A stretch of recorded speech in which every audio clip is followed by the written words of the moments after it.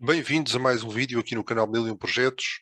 Desta vez vamos ter connosco alguém do outro lado do Atlântico, do Brasil, nomeadamente do estado do Rio de Janeiro. Já fez parte, inclusive, do governo do estado do Rio de Janeiro. Um apaixonado pela área da saúde, um especialista na área de gestão de pessoas e, acima de tudo, um apaixonado pela área de gestão de projetos. Estamos a falar também de alguém que é o presidente da IPMA Brasil e tem um grande trabalho feito a nível internacional na área da gestão de projetos. Falo-vos, com certeza, de Rafael Albergarias, já a seguir ao genérico.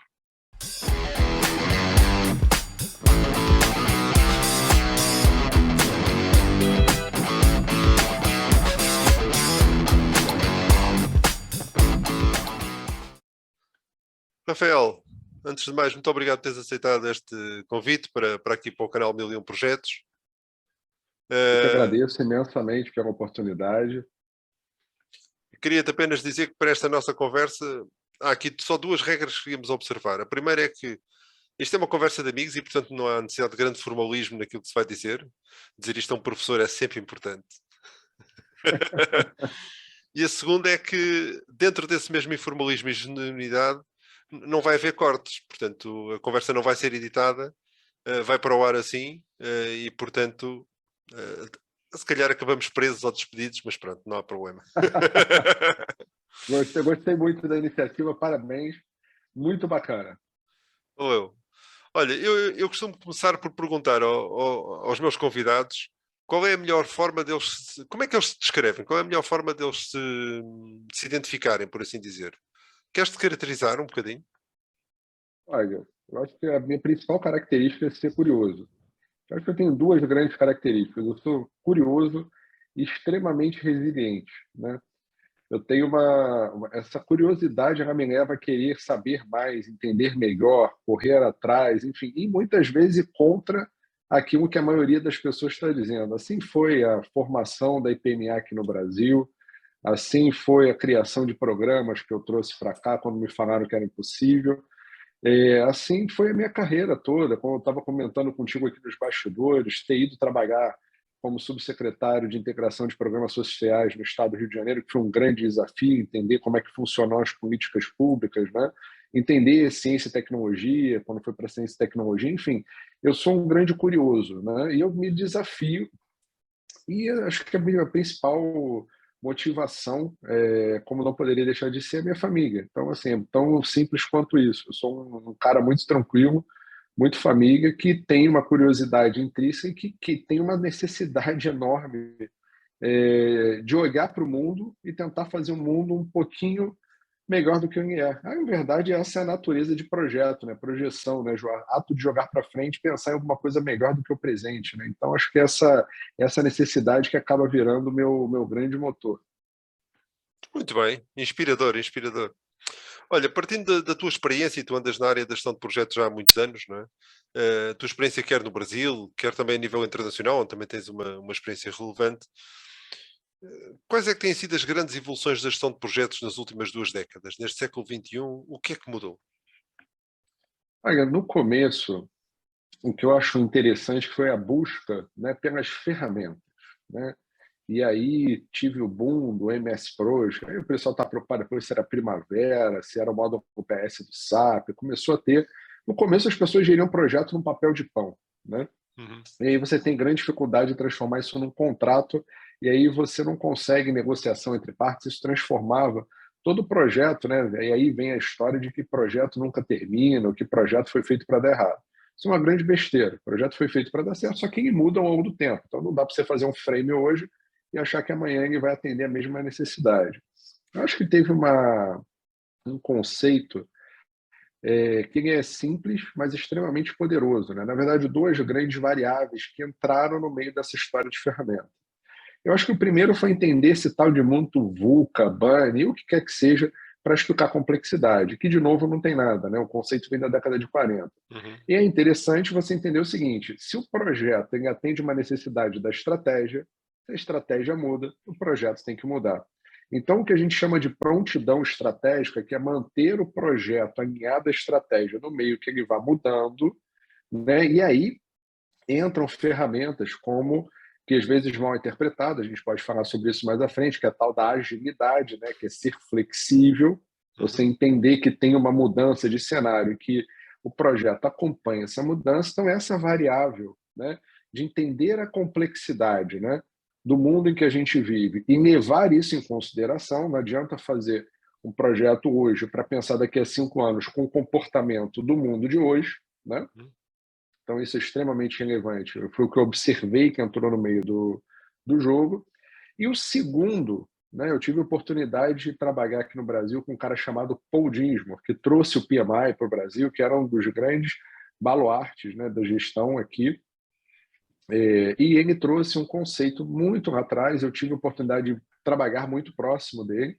Inclusive, essa virou minha grande linha, né, de atuação, que é a parte humana, é entender que não é soft skills, né, que é human skills. Nós somos seres humanos. Então, todo projeto, né, a IPMA me proporcionou isso em 2014, na Holanda, no Congresso Mundial. A princesa da Holanda falou sobre o projeto, né? Ela falou que o projeto é uma grande acomodação de interesses. E essa, para mim, é uma das melhores definições que eu tenho sobre o projeto. Eu não vou entregar o projeto nem tecnicamente perfeito, nem economicamente viável. Eu vou entregar o que dá de acordo com as pessoas que estão envolvidas, né? Então, é esse entendimento dessa necessidade de articular os interesses, articular o que é para fazer. Eu acho que essa foi a segunda grande coisa que entrou nesses últimos 20 anos, saindo um pouco dessa história de eu tenho que fazer um cronograma, eu tenho que fazer um gráfico de Gantt, eu tenho que, qual é a ferramenta perfeita? Ferramenta é bacana, mas eu entro com a parte de negócio e entro com a parte de comportamento, que é basicamente o que a IPMA fala também nos últimos 20 anos, mas que aqui no Brasil parecia rocket science, né? Parecia que estava se falando alguma coisa, nossa, que coisa nova, mas de novo não tem nada, né? Eu acho muito normal essa evolução por uma razão, porque antes de correr precisas de aprender a andar, não é? E as ferramentas básicas, os Gantts, os projects, são coisas que nos dão aquele firmar de pé do aprender a andar. O olhar depois em volta e dizer assim, olha, aqueles que são as expectativas dos stakeholders é aquilo que é mais importante e aquilo que são os interesses dos stakeholders é correr, é o passo a seguir. E, portanto, é normal que se tenha começado pela parte do papel do pão, como chamaste, que é uma expressão que nós não temos aqui em Portugal, mas que, mas que é uma expressão interessante, porque sim, aliás, uma coisa que eu noto, complementando a tua ideia, é que há uns anos atrás obrigavam-nos a ser videntes, não é? Ou seja, a saber o que é que ia acontecer daqui a 6 meses, ou daqui a 1 ano, ou daqui a 2. E o sujeito que não acertava no planeamento daqui a 2 anos era mau gestor de projeto. Quer dizer, era apenas estar num ecossistema um bocadinho mais VUCA, usando a expressão que usaste, que faria com que isso acontecesse, não é? Mas a pergunta que eu tenho para te fazer, obviamente, a seguir é, como responsável da IPMA Brasil, é como é que a IPMA Brasil e como é que a comunidade de gestão de projetos no Brasil, e vocês são 200 milhões, portanto, são quase, comparado com Portugal ou com o resto da lusofonia, vocês têm mais habitantes têm o dobro dos habitantes do resto dos países da lusofonia, portanto, isto mostra tudo, não é? Como é que vocês têm contribuído para este salto da evolução das tecnicidades finas para as pessoas? Que trabalho que vocês têm feito e qual é o resultado? A gente tem feito aqui um trabalho muito interessante, né? E nos últimos anos a gente tem intensificado de conversar com os alunos que são de cursos de MBA, né? Os cursos de Uhum. pós-graduação.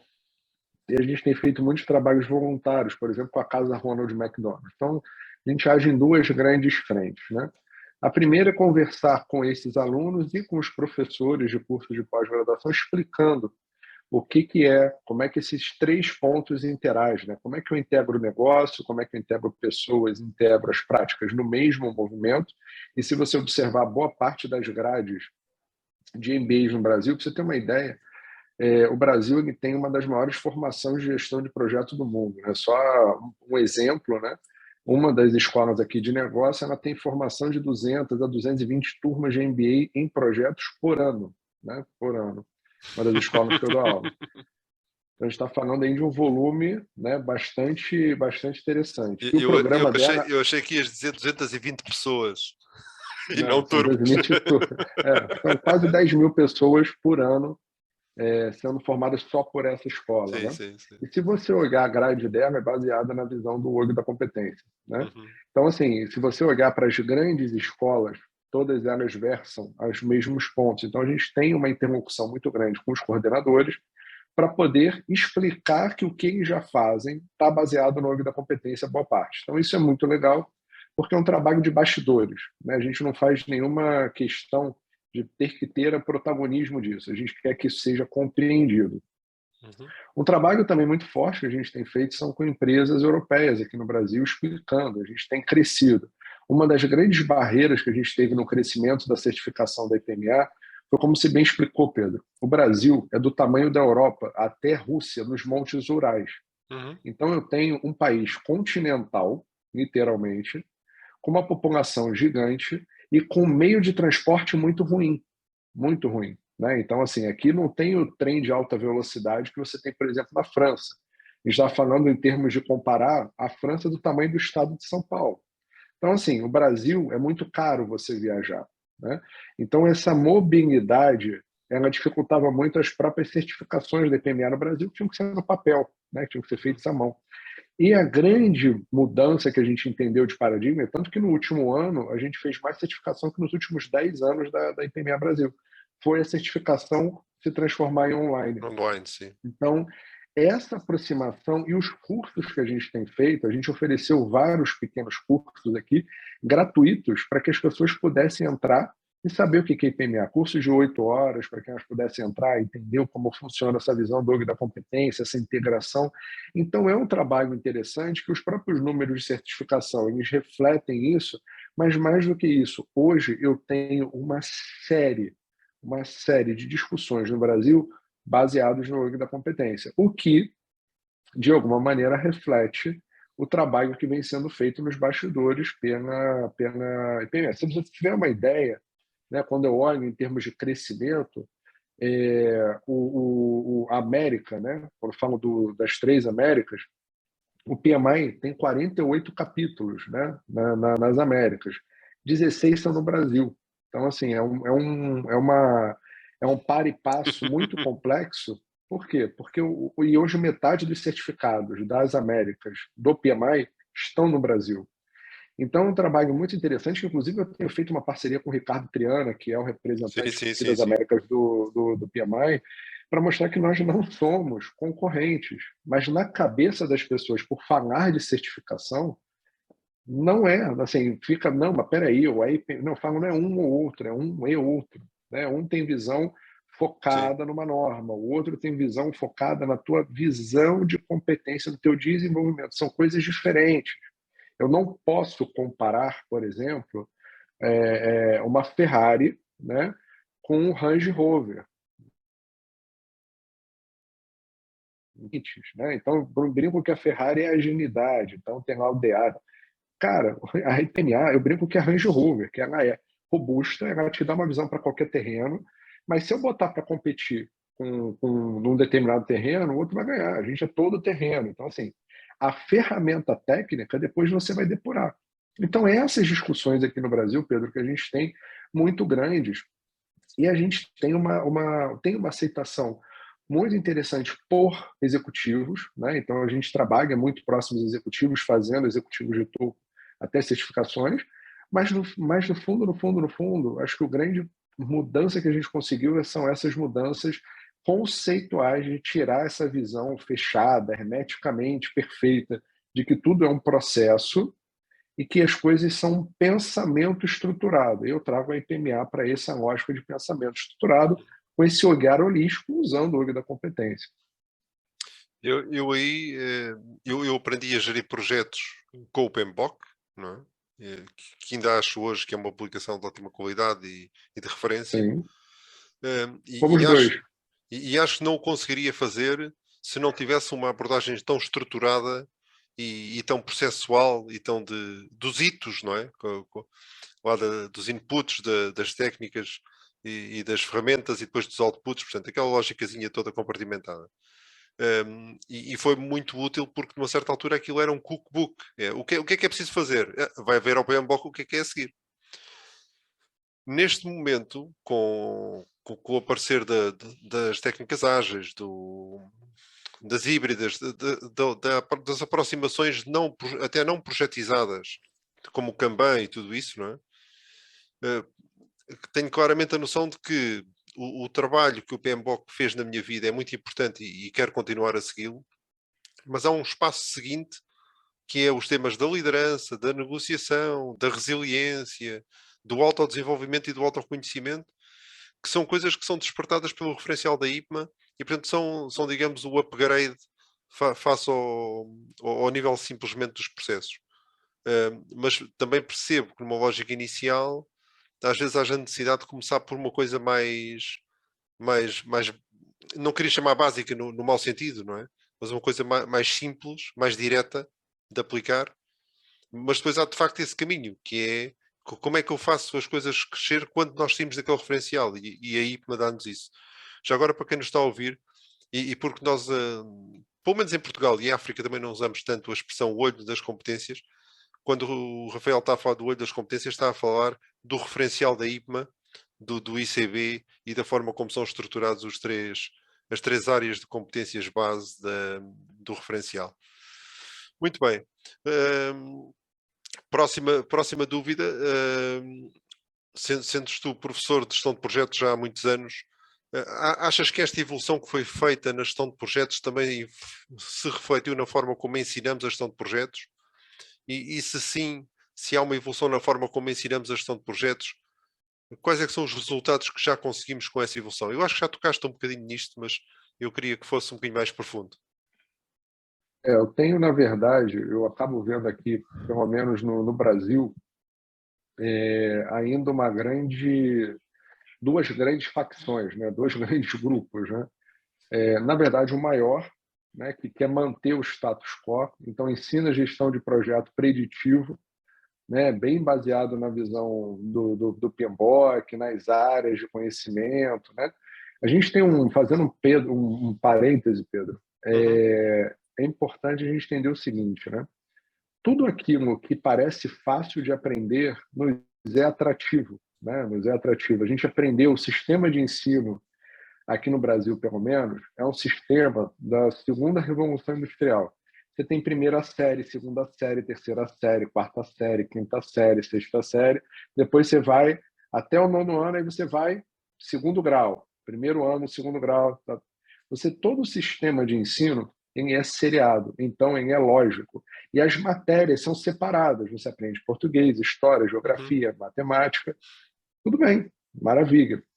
O problema é que no mundo real isso não existe, né? Você não separa um problema de física, matemática e lógica, né, dentro dessa mesma estrutura. Quando você fala de física e química, você está falando basicamente de problemas que você vai resolver, talvez com matemática. Então, a nossa cabeça, quando ela é estruturada, quando jovem, ela é estruturada em formatações separadas. Depois que você entender que isso tudo funciona de maneira articulada, é muito difícil. E um segundo ponto, que é o complexo do gabarito, né?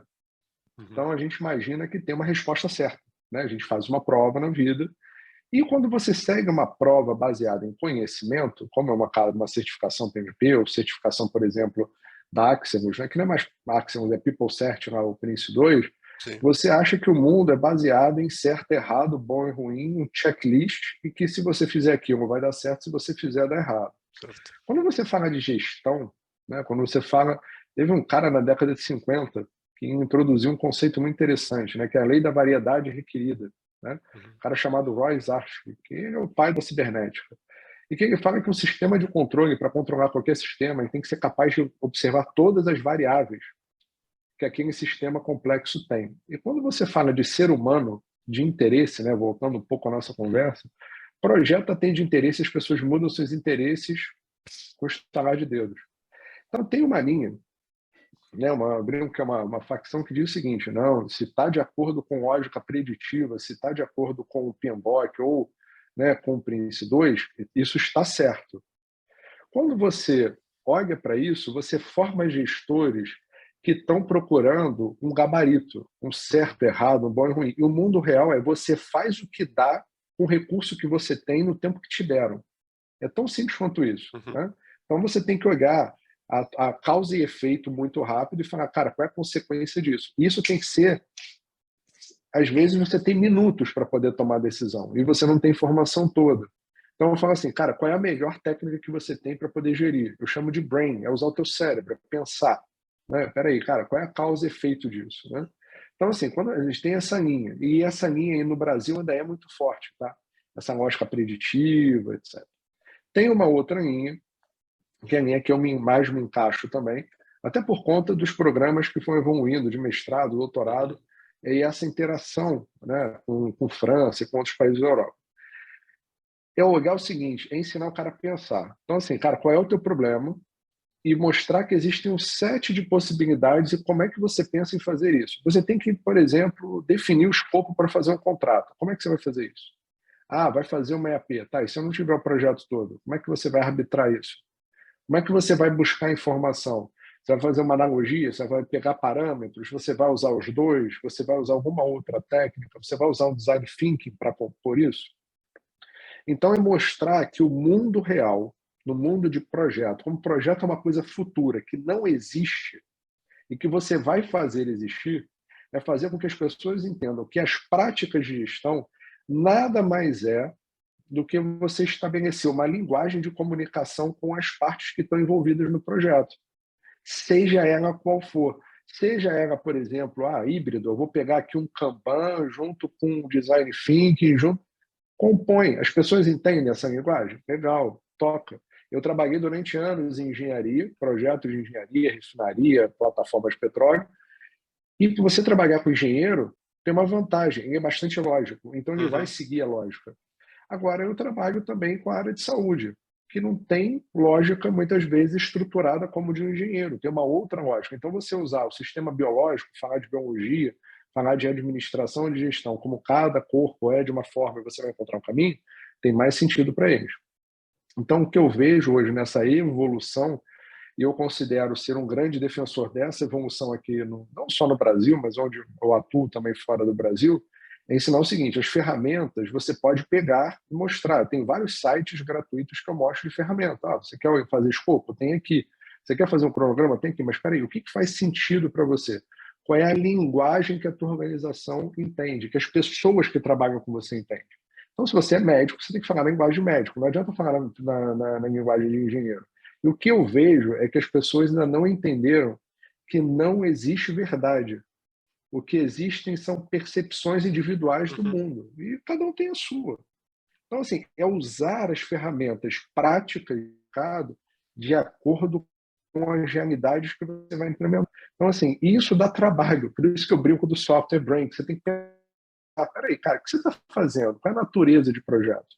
Né? É ágil ou é tradicional? Bicho, a pergunta inicial é, o escopo está definido ou indefinido? Tem definido, é ágil. Porque você não tem o escopo, tem que definir. Definiu, travou, agora passou. Mas eu posso, no mesmo ciclo de vida, eu posso usar os dois? Quem disse que não? Não é uma coisa ou outra, é uma coisa e outra. Eu acho que se eu tivesse que falar qual é o grande segredo que eu vejo da gestão, é acabar com essa história de uma coisa ou outra. Não, é uma coisa e outra. Né? Quando você vai olhar o Príncipe tem uma quantidade de ferramentas maravilhosas para falar de governança. Use. A front-end load para projeto grande, você vai usar FEL. Eu vou usar a AWS. Eu vou usar o PM. Cara, usa tudo. Desde que faça sentido e que você conheça o que você está usando. A maior problema da humanidade hoje é discutir sobre assuntos que ele não conhece e que se considera especialista.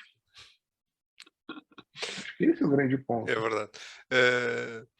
E acho, só ia adicionar um ponto que é não adotar ferramentas, não adotar técnicas só porque estão na crista da onda. Não é? Quando eu comecei a usar técnicas ágeis há 17 anos ou 18, havia colegas meus que diziam-me assim: Isso é o quê? Isso é muito estranho, não é? Passado 2 ou 3 anos a seguir, e eu mudei para uma área de projeto onde as coisas eram muito menos ágeis, eram muito mais propícias ao waterfall. Começaram todos a adotar o ágil. E eu perguntava, mas vocês estão a usar ágil porquê? Não, ágil agora é o que está a dar. Que é uma forma um bocadinho estranha de adotar ferramentas. Sim, mas completamente de acordo. E há uma coisa que eu queria salientar do que tu disseste, que é, na prática, todas estas metodologias e todas estas ferramentas não são mais do que um conjunto de equipamentos, de ferramentas que nós podemos usar e deitar a mão conforme faz sentido. E não faz mal nenhum misturar coisas que vêm do PMBOK com coisas que vêm da IPMA, com coisas que vêm do Prince 2 ou que vêm do PM Square da União Europeia ou outra qualquer, desde que as coisas estejam estabelecidas e que as pessoas saibam usar. E esse é um ponto muito importante também do que tu disseste, e desculpa estar a reiterar as tuas palavras, porque muitas vezes usa-se só por usar. Eu lembro-me, durante muitos anos, quando começamos a usar Project de forma massificada, que é uma coisa que tem 20 anos, em que gerir projetos não era gerir projetos, era fazer Gantt em Project. O quê? Tu não tens um Gantt, então não estás a gerir projeto, não é? E eu às vezes perguntava, mas o que é que interessa ter umas barrinhas se aquilo depois não diz nada? Não, não, não. Tanto que as pessoas nas atividades colocavam muitas vezes uma palavra. Tipo, por exemplo, relatórios. E a gente ficava na dúvida sobre o que era para fazer. E quantos eram. Mas pronto. Mas sim. Olha, a pergunta que eu te queria fazer, assim, também já tocaste um bocadinho e disseste que a IPMA Brasil o ano passado fez mais certificações que nos últimos 10 anos, portanto eu acho que isto responde um bocadinho à essência da pergunta que eu vou fazer.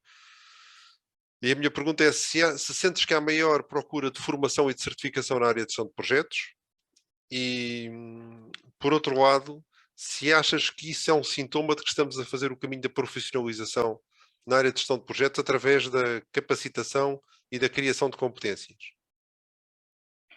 Olha, eu acho que tem uma, ao mesmo tempo que as certificações, né, nossas cresceram bastante, eu vejo que do lado, né, das capacitações teve uma diminuição brutal, né, no número de turmas, né, de gestão de projetos.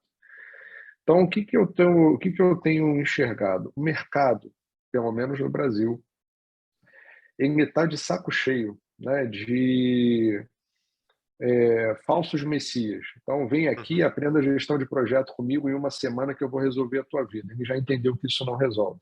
Né? Isso é bem importante.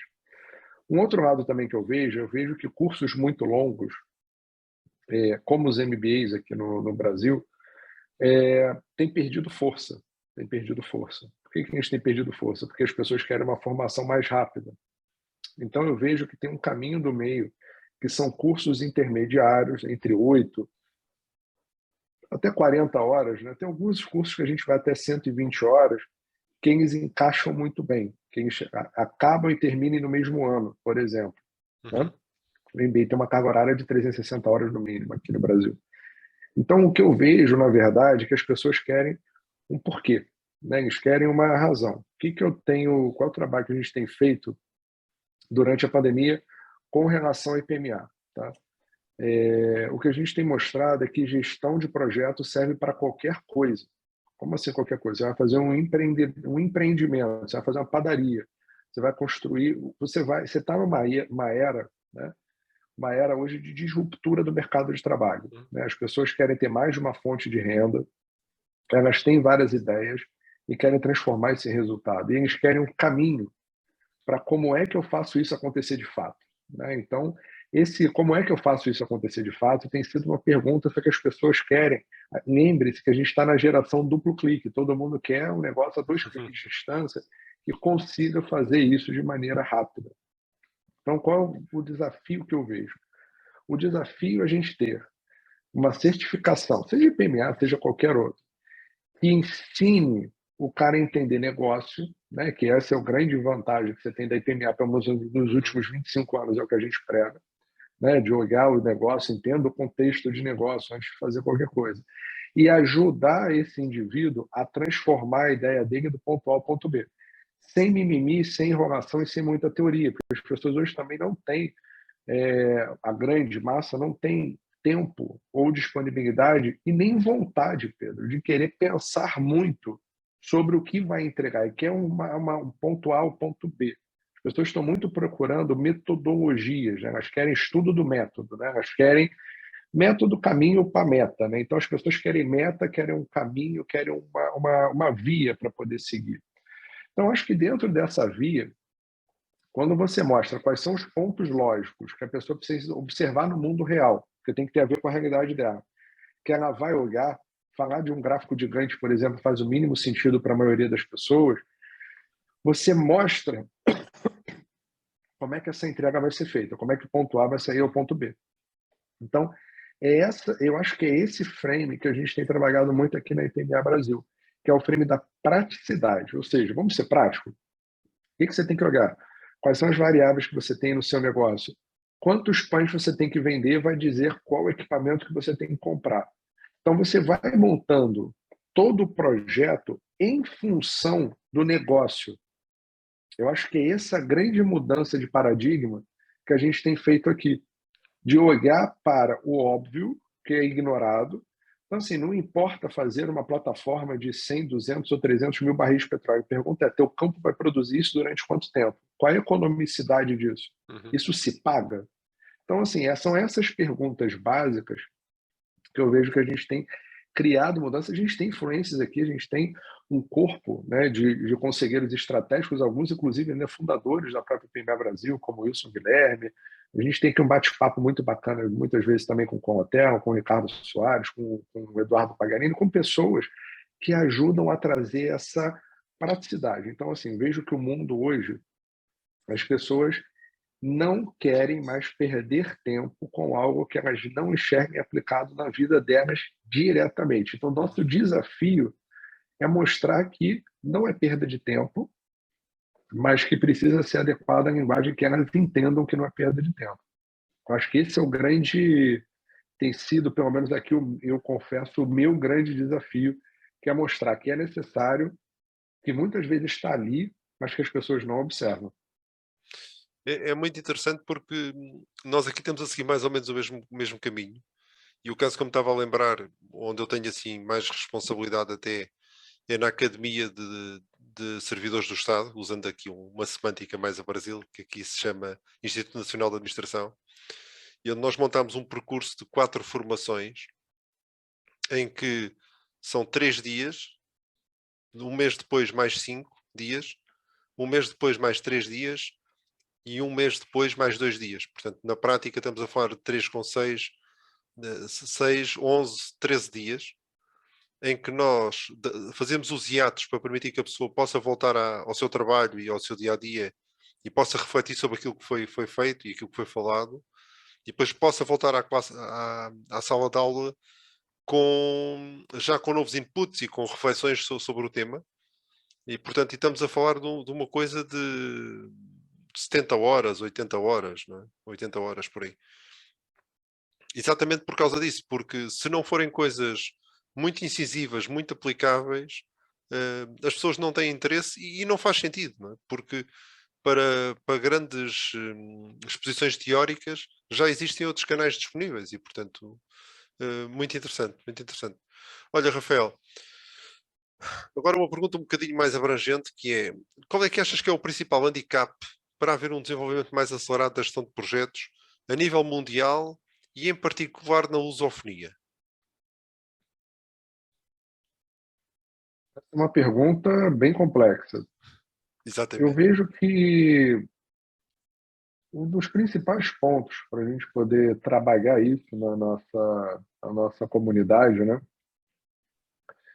é fazer com que os governos e que os gestores entendam que gestão de projeto, seja o servidor público, né, seja o investidor privado, entendam que qual é a função da gestão de projeto.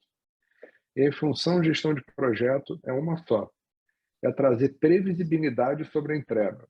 Né? Então, assim, é tão simples quanto isso, é trazer previsibilidade e confiabilidade sobre a entrega. Né?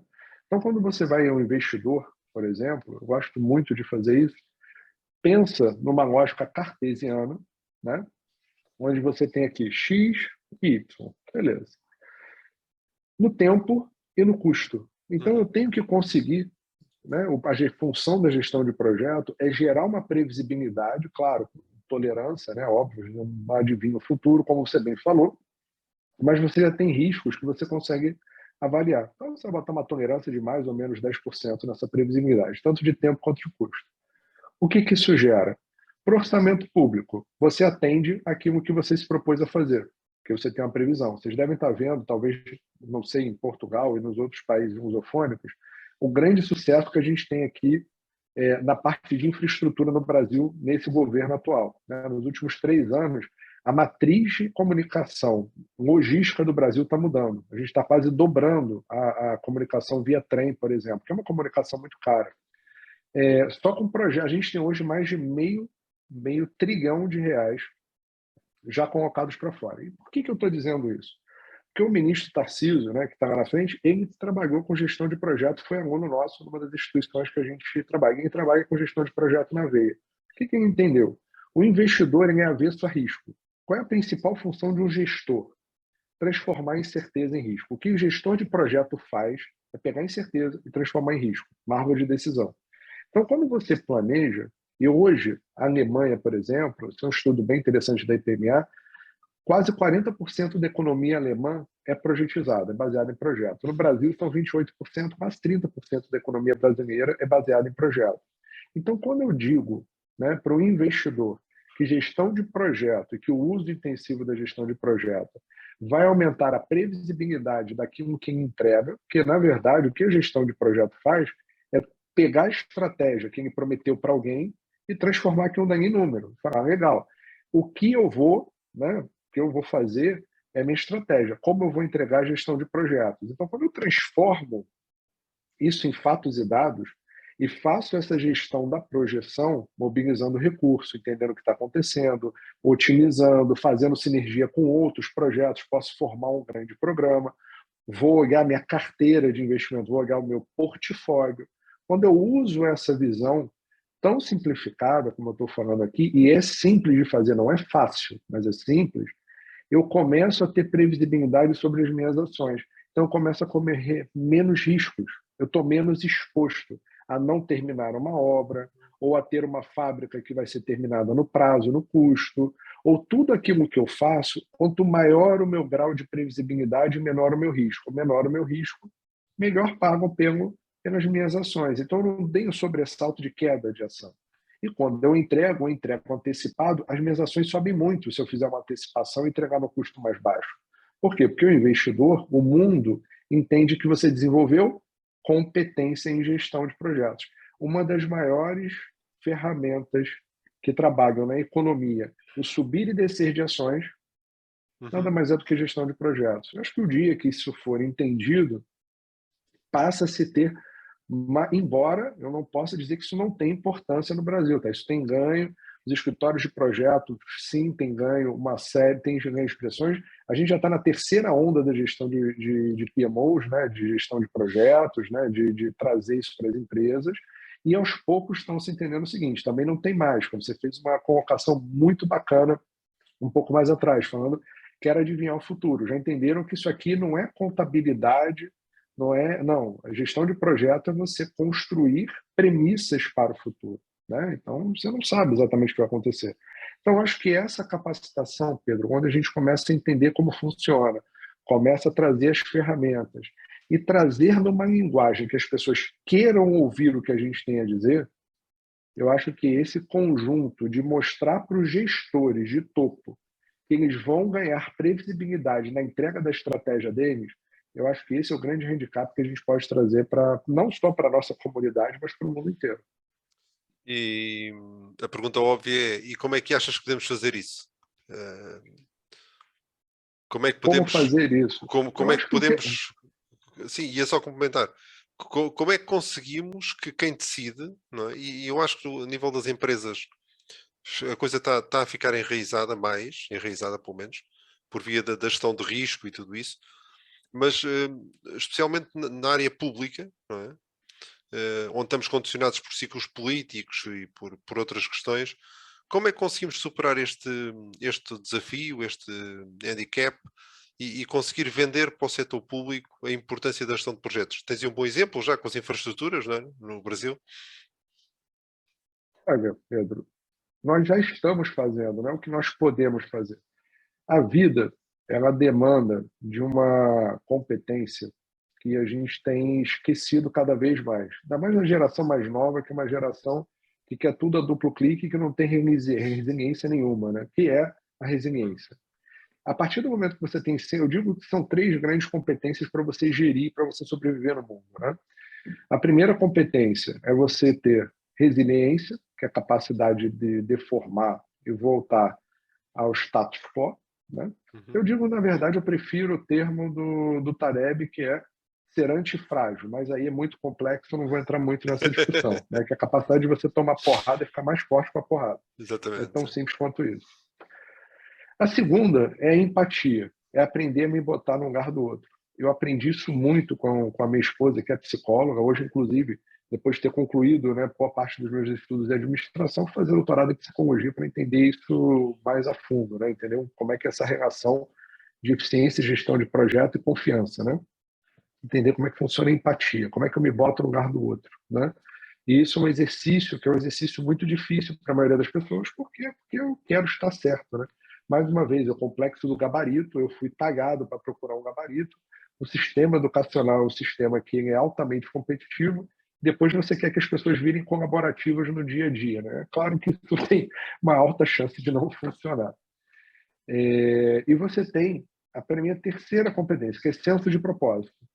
Então, eu vejo muito o sucesso, né, na que a gente faz, em é uma construção. Eu, por exemplo, quando eu olhei para a visão do PMI e achei que ela precisava ser complementada, e mais uma vez, a importância do PMI é indubitável na evolução da gestão de projeto no Brasil e no mundo, mas posso falar bem aqui no Brasil, mas vi que ela não era o suficiente, né? E aí, há 13 anos atrás, eu virei voluntário na IPMA, né? E aí tem toda uma história aqui na IPMA Brasil, onde eu virei o presidente, estou à frente dela há muito tempo. E várias vezes eu fiquei quase que sozinho, né? Várias vezes eu pensei em desistir, várias vezes eu fiquei, porrei. E aí o senso de propósito, que é a terceira competência, é que te mantém de pé. Então, quando você tem senso de propósito do que você está fazendo, quando você acredita que gestão de projeto é uma ferramenta, mais do que uma ferramenta, é uma forma de pensar que pode ajudar as pessoas a entregar melhor, a otimizar melhor as suas vidas, que tem a ver com uma nação. Quando você olha o rate de investimento de um país, você está falando de gestão de projeto. É na crença que o investidor pode ter que a cliente é capaz de entregar o resultado dele. Então, quando a gente trabalha com gestão de projeto, a gente está trabalhando com a própria natureza humana de evolução da realidade. Então, isso é muito forte, isso é muito poderoso, porque isso é que faz o ser humano ser são e querer andar para frente. São os novos projetos, novas projeções, a capacidade dele de melhoria no mundo. Se você perdeu o sentido disso, perdeu o senso de propósito, você perde o senso de propósito da própria vida. Porque o próprio universo está em expansão, se recombinando, melhorando. Então, quando a gente olha para essa lógica, Pedro, o que eu vejo que a gente pode fazer é fazer o que a gente está fazendo. Essa iniciativa que você está tendo aqui do 1001 Projetos, a iniciativa que a gente tem aqui no Brasil também com gestão de verdade, isso na nossa comunidade lusofônica, e é trabalhar de maneira tal que os exemplos eles sejam mais fortes do que o nosso discurso. Então, quando o exemplo se torna mais forte do que o nosso discurso, a gente não vai precisar fazer força para a venda. Agora, é resiliência, é um espaço contínuo, é um espaço conjunto, né, de você acreditar no que você está fazendo e acreditar que só vão bater palma para a gente depois que terminar ou que alguém vê algum resultado. Quando vê o resultado, e o resultado é positivo, vai aparecer. Até lá, continue trabalhando. Não é isso só para gestão de projeto, é assim na vida. Então, são 13 anos, no meu caso, trabalhando nisso, 11 anos no aula. Cara, tem aulas que são ótimas, tem aulas que não são tão boas assim. Você faz o teu melhor, mas às vezes a plateia não está afim. Naquele dia você pode também não estar bem. E tudo bem, continue, né? Eu acho que a vida é uma grande jornada de maestria. Não tem exatamente um ponto a se chegar. Mas quando você tem o senso de propósito, todo ponto que você chegar, você vai celebrar. Eu acho que isso falta um pouco, né? Que a gente se compara com os outros, ou que a gente quer uma resposta certa, ou que a gente quer... Não, trilhe o caminho. Você acredita naquilo? Você vai ser o exemplo do caminho que você quer trilhar. E aí as pessoas começam a olhar para você e te ter como referência. Eu acho que esse é o grande ponto. As pessoas elas querem uma gratificação, Pedro, é a minha percepção, imediata. Elas querem, não, tem que ser reconhecido. Não, cara, vai ser reconhecido quando for reconhecido. Continue fazendo, faça o teu melhor. É rápido? Não. É fácil? Também não. Mas até então a vida também, eu nunca vi a vida ser fácil. Mas ela tem que continuar. Então acho que essa força de querer fazer, de ter essa disposição, de ter essa vontade, de ter esse senso de propósito, de entender o impacto que a gente gera na sociedade, é isso que vai fazer diferença e não é do dia para a noite. Eu acho que esse é o Sim, grande ponto. grande garra. Eu acho que às vezes o reconhecimento público nem sequer vem, entre aspas, em vida, não é? Vem no momento em que nós deixamos de fazer uma coisa porque fomos fazer outra, e acontece, não é? Eu estava-me a lembrar de um caso que nós tivemos em Portugal, que foi, se não me falha a memória, o único Nobel da literatura, que foi o José Saramago, que só foi verdadeiramente reconhecido e verdadeiramente recebido em apoteose após o falecimento, porque enquanto vivo até teve que se radicar em Espanha porque o apoio em Portugal não era propriamente famoso, não é? Portanto, mas sim, obrigado por esta resposta porque foi muito, muito inspiradora. Só tinha mais uma pergunta para ti. O tempo voa, já estamos há 45 minutos aqui na conversa e ficávamos aqui o domingo todo. Queres deixar uma mensagem final para quem nos ouve? Comece, comece, dê o primeiro passo, estude, entenda outras visões, abra sua cabeça, descubra que você não tem verdade, seja humilde de compreender que a jornada não é um ponto a se chegar, mas é como você passa por toda a jornada.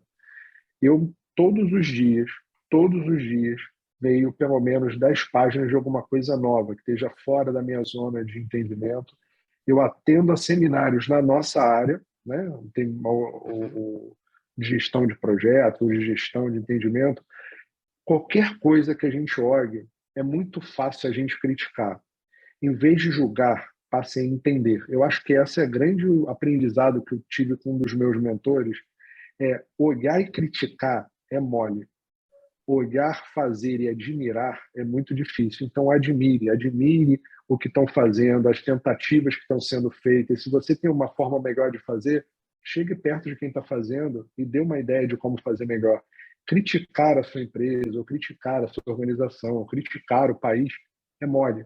Eu quero ver você sentar e fazer melhor. Eu acho que essa é a grande dica do que me move todo dia para sair da cama. Cara, o que eu posso fazer um pouquinho melhor que seja para que a gente possa melhorar o mundo, seja através de uma iniciativa como um programa como esse, seja você abrir o seu Instagram, seja você seguir alguém que seja influente para você, que seja uma... Aprenda, a vida é uma maestria. E essa jornada de maestria não tem um fim. Então comece, sai do zero e para de jogar responsabilidade para o outro. A responsabilidade é tua, só tem essa vida, então faça ela valer a pena. Obrigado. Foi incrível. Olha, quero-te agradecer muito a conversa, mandar-te um grande abraço desde Lisboa. E aquilo que nós dissemos em off vai ter que acontecer. Portanto, quando isto acabar, esta loucura do Covid, ou aqui em Lisboa, ou aí no Rio de Janeiro, temos que beber uma cerveja, comer um pastel de nata, ou o que for. Grande abraço. Pedro, agradeço enormemente, parabéns pela iniciativa, parabéns a todos que estão aqui investindo seu tempo, ouvindo e aprendendo um pouquinho. Obrigado, Pedro, de coração. Mais uma conversa, acho muito interessante, com um convidado de luxo, e perdoem-me a modéstia, com a particularidade do Rafael já ter sido parte de um governo do Estado do Rio de Janeiro, e o Estado do Rio de Janeiro tem uma população semelhante à de Portugal. Portanto, não estamos a falar de um vereador de uma Câmara pequena do interior, estamos a falar de responsabilidades governativas a sério e numa área difícil como a área social. Espero que tenham gostado. Espero que tenham retirado pontos, ideias que possam beneficiar-vos profissionalmente ou pessoalmente. Vou deixar algumas sugestões aqui também de vídeos para que vocês possam também percorrer outras conversas, e queria-vos deixar também o incentivo para que se inscrevam no canal, porque e só assim o canal crescerá. Grande abraço e até o próximo vídeo.